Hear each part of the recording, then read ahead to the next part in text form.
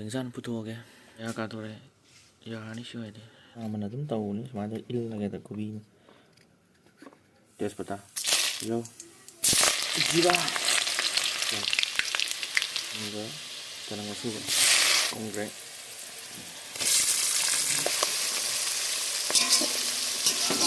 ꯆꯪꯈ꯭ꯔꯒꯦ ꯀꯦꯝ ꯀꯦꯝ ꯂꯥꯎꯁꯜꯂꯦ ꯄꯥꯛꯅꯝꯗ ꯍꯥꯞꯅꯕ ꯉꯥꯔꯤ ꯄꯥꯛꯅꯝꯒꯤ ꯅꯩꯕ ꯍꯧꯔꯒꯦ ꯊꯨꯝ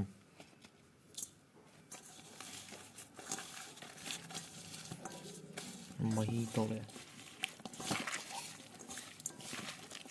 ꯉꯥꯏꯈꯣ ꯀꯪꯂꯥꯌꯦꯟ ꯃꯤꯔꯆ ꯄꯥꯎꯗꯔ ꯃꯆꯨ ꯃꯆꯜ ꯖꯤꯔꯥ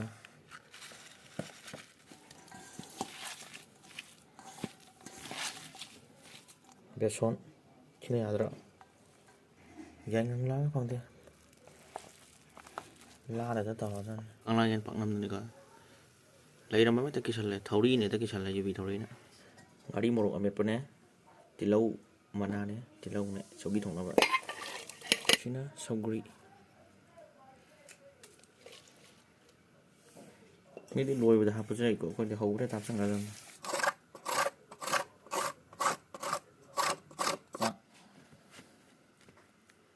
ꯌꯣꯡꯆꯥꯛ ꯁꯤꯡꯖꯨ ꯀꯣꯡꯒ꯭ꯔꯦꯡ ꯀꯥꯡꯉꯧ ꯇꯤꯜꯍꯧ ꯕꯣꯔꯥ ꯎꯏ ꯊꯣꯡꯕ ꯀꯪꯂꯥꯌꯦꯟ ꯄꯥꯛꯅꯝ ꯄꯨꯝꯅꯃꯛꯄꯨ ꯃꯤꯈꯨꯕ ꯃꯨꯛꯕꯥꯡꯅꯤ ꯀꯣꯟꯅ ꯈꯨꯔꯨꯝꯖꯔꯤ ꯉꯁꯤꯗꯤ ꯑꯩꯒꯤ ꯅꯨꯡꯁꯤꯖꯔꯕ ꯁꯕꯁꯀ꯭ꯔꯥꯏꯕꯔꯁꯤꯡꯅ ꯍꯥꯏꯕ ꯁꯧꯒꯤ ꯊꯣꯡꯕꯗꯅꯤ ꯁꯧꯒꯤ ꯊꯣꯡꯕꯒꯁꯦ ꯃꯈꯟ ꯌꯥꯝꯃꯤꯀꯣ ꯁꯧꯒꯤ ꯊꯣꯡꯕꯒ ꯌꯣꯡꯆꯥꯛ ꯁꯤꯡꯖꯨꯒ ꯆꯥꯕꯤꯔꯣ ꯍꯥꯏꯕ ꯁꯧꯒꯤ ꯊꯣꯡꯕꯒ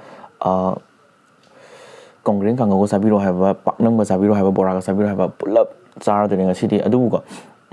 ꯌꯥꯝ ꯅꯨꯡꯁꯤꯕ ꯍꯥꯏꯇꯥꯔꯦꯀꯣ ꯑꯩꯒꯤ ꯅꯨꯡꯁꯤꯖꯔꯕ ꯏꯆꯟ ꯁꯕꯁꯀ꯭ꯔꯥꯏꯕꯔ ꯑꯃꯅꯀꯣ ꯖꯤꯔꯤꯗꯒꯤꯅꯤꯀꯣ ꯃꯥꯁꯦ ꯋꯥꯆꯞꯇ ꯑꯣꯏꯅ ꯃꯦꯁꯦꯖ ꯊꯥꯕꯤꯔꯛꯄꯅꯦꯕꯀꯣ ꯁꯨꯃꯥꯏꯅ ꯇꯧꯔꯒ ꯑꯆꯝꯕ ꯆꯥꯕꯤꯔꯣꯑꯣꯅ ꯑꯗꯣ ꯉꯁꯤꯗꯤ ꯆꯥꯊꯔꯗꯣꯏꯅꯦꯕꯀꯣ ꯑꯗꯨꯗꯤ ꯁꯤ ꯂꯩꯉꯩꯁꯦ ꯆꯥꯊꯕ ꯍꯧꯔꯁꯦ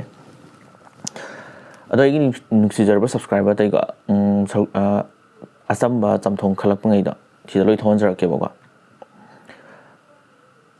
ꯑꯗꯒꯤ ꯁꯧꯒꯤ ꯊꯣꯡꯕ ꯈꯟꯕꯤꯔꯛꯄ ꯃꯌꯥꯝꯗꯣ ꯍꯥꯏꯗꯤ ꯁꯤꯒꯤ ꯃꯊꯦꯜꯁꯦ ꯈꯟꯕꯤꯔꯛꯄ ꯃꯌꯥꯝꯗꯣꯀꯣ ꯁꯤꯗ ꯃꯊꯪ ꯃꯊꯪ ꯂꯣꯏ ꯊꯣꯛꯍꯟꯖꯔꯛꯀꯦꯕꯀꯣ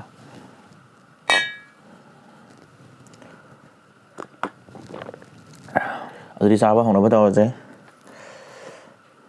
ꯁꯧꯒꯤ ꯊꯣꯡꯕ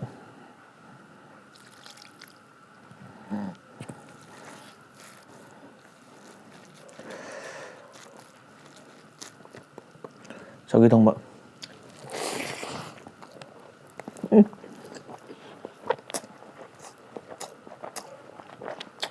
ꯉꯥ ꯊꯥꯛꯇ꯭ꯔꯗꯤ ꯐꯖꯅ ꯍꯥꯎꯋꯦ ꯌꯣꯡꯆꯥꯛ ꯁꯤꯡꯖꯨ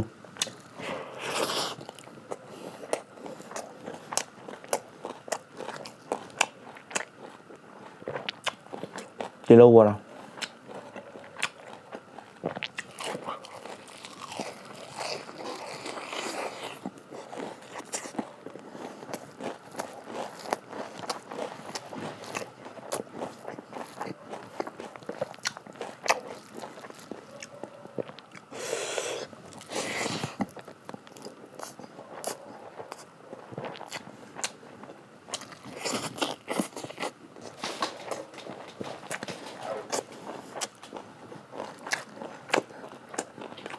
ꯕꯣꯔꯥ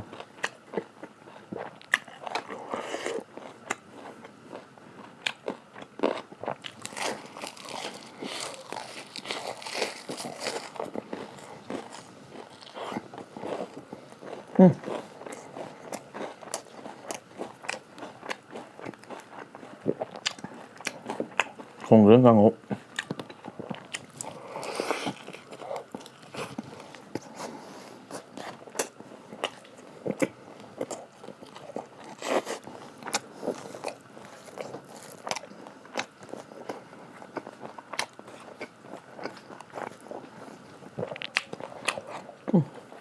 ngô thì mình cái nó sai vào đâu vào lộn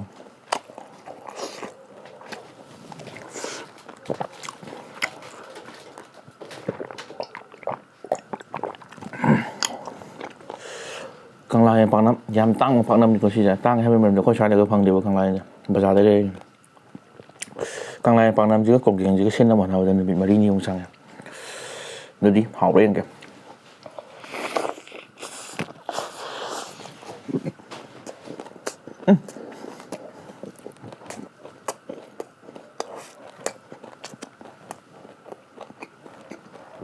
ꯍꯥꯎ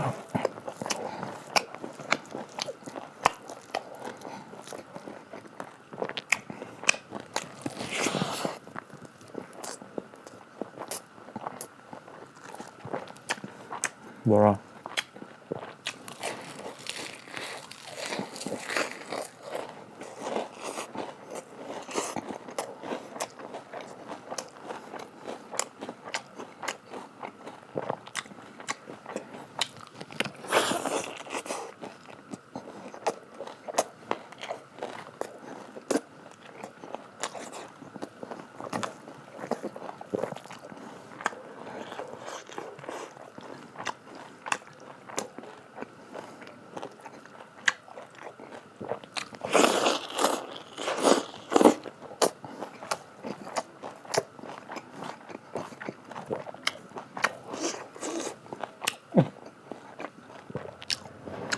ꯉꯥ ꯊꯥꯛꯇꯕ ꯁꯧꯒ꯭ꯔꯤꯁꯤꯕꯨ ꯌꯥꯝ ꯍꯥꯎꯔꯁꯤꯅꯁꯨ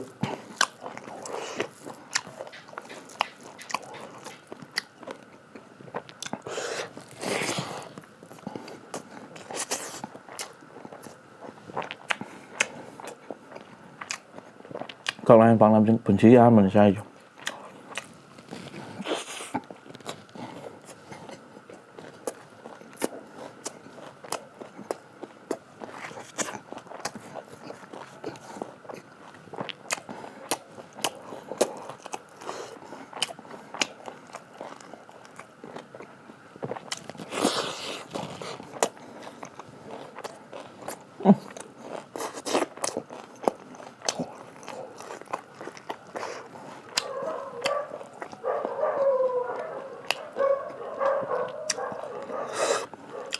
ꯈꯗꯥꯡ ꯆꯣꯛꯑꯦ ꯉꯁꯤꯁꯨ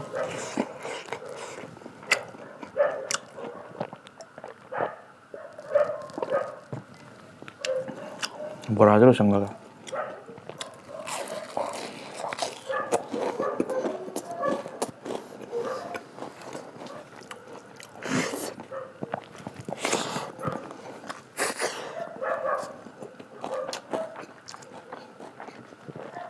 ꯑꯩꯗꯤꯀꯣ ꯄꯥꯈꯠꯄ ꯑꯃ ꯌꯥꯎꯔꯦꯕ ꯆꯝꯊꯣꯡ ꯆꯥꯔꯛꯇꯕꯒꯤ ꯁꯕꯁꯀ꯭ꯔꯥꯏꯞ ꯇꯧꯔꯝꯕꯁꯦꯀꯣ ꯑꯟꯁꯕꯁꯀ꯭ꯔꯥꯏꯞ ꯇꯧꯈꯤꯕꯒ ꯌꯥꯎꯔꯦ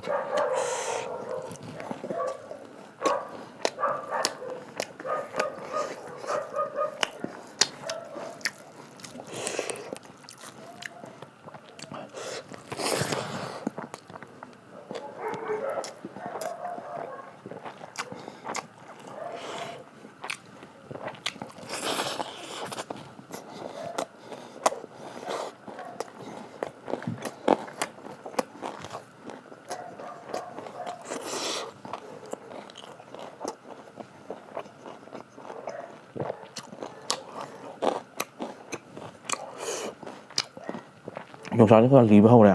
ꯈꯗꯥꯡ ꯆꯣꯛꯊꯕ ꯍꯧꯔꯦ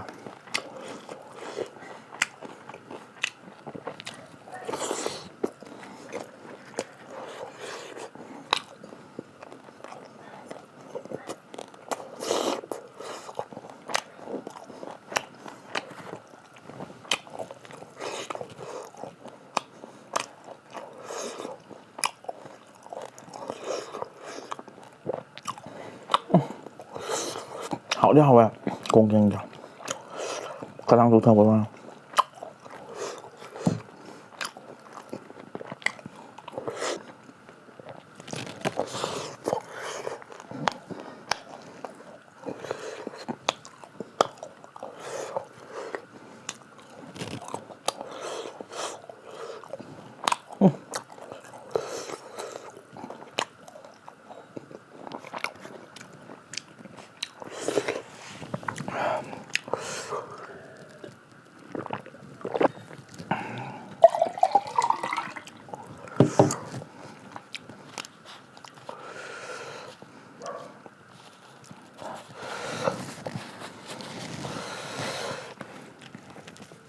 khả năng tụt thở gì đấy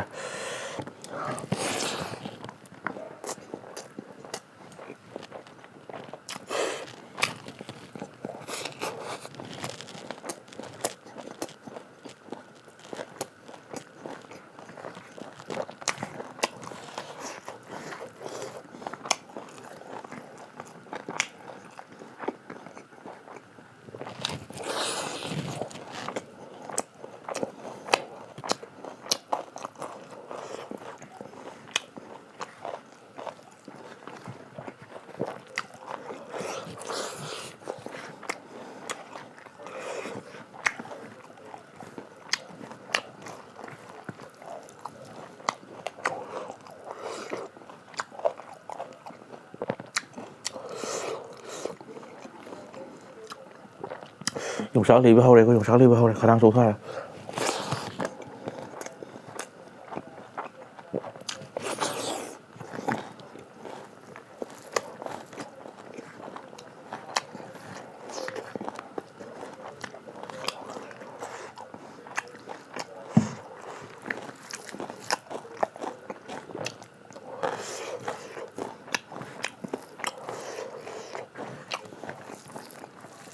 ꯑꯩꯒꯤ ꯑꯣꯏꯅꯗꯤꯀꯣ ꯃꯍꯤ ꯌꯥꯝ ꯅꯝꯕ ꯆꯝꯊꯣꯡ ꯑꯣꯏꯔꯁꯨꯀꯣ ꯃꯍꯤ ꯌꯥꯝ ꯅꯝꯕꯗ ꯀꯌꯥ ꯄꯥꯝꯗꯦꯕ